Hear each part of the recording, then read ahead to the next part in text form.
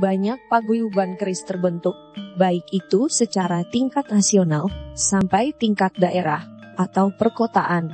Rata-rata, paguyuban Tosan Aji terbentuk pada awalnya berdasar pada hobi yang sama, sebagai pecinta keris, dan hasrat untuk nguri-nguri budaya perkerisan.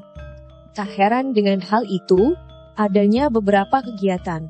Contoh, adanya pameran Tosan Aji, dan kegiatan sosial lainnya. Menurut pendapat saya pribadi tentang adanya paguyuban itu, suatu hal positif. Tetapi, jika dilihat dari sudut pandang lain, justru ada hal negatif, bila mana nilai kebersamaan justru timbul ego-ego, secara pribadi, juga adanya kepentingan untuk keuntungan pribadi, misalnya tentang ego pribadi, merasa lebih tahu dan paham tentang keris, sehingga menganggap yang lain salah. Jika kita semua punya nilai kebersamaan, tentu sama-sama duduk sinau bareng saling koreksi untuk menambah referensi pengetahuan Tosan Aji.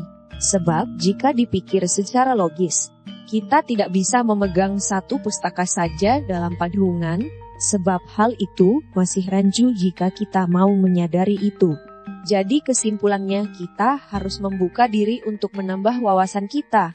Dengan kata lain belajar dan terus belajar, mendalami tentang ilmu Tosan Aji. Banyak faktor yang kadang dalam satu wadah paguyuban kurang bersatu, seperti yang kita singgung tadi. Jika beda pendapat itu hal yang lumrah.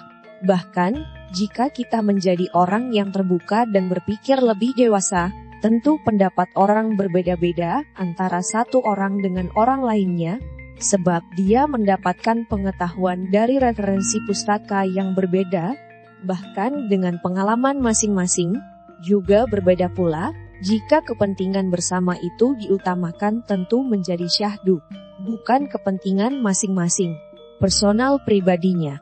Adanya wadah dalam paguyuban Tosan Aji ini sangat penting untuk memperkenalkan budaya pada masyarakat. Akan tetapi, jika paguyuban kompak dan sehat, tentu yakinlah pasti dalam memberi edukasi secara langsung tentang Tosan Aji lebih selaras sebab visi dan misi seirama. Selain daripada itu, dukungan pemerintah daerah setempat perlu juga adanya peran. Sebab jika ditilik adanya anggaran daerah dari pemerintah pusat terkait budaya juga ada, sudah rahasia umum jika bicara budaya kurang mendapatkan perhatian. Ada juga anggaran budaya kadang justru tidak dimanfaatkan pada sasaran yang tepat untuk kepentingan budaya itu sendiri. Adanya paguyuban Tosan Aji salah satunya. Jika sinergi dengan pemerintah daerah setempat, tentu budaya memperkenalkan Tosan Aji akan lebih memasyarakat, sebab keris sudah diakui dunia dan kita sebagai tuan rumah pemiliknya tentunya harus lebih mengakui budaya yang kita miliki.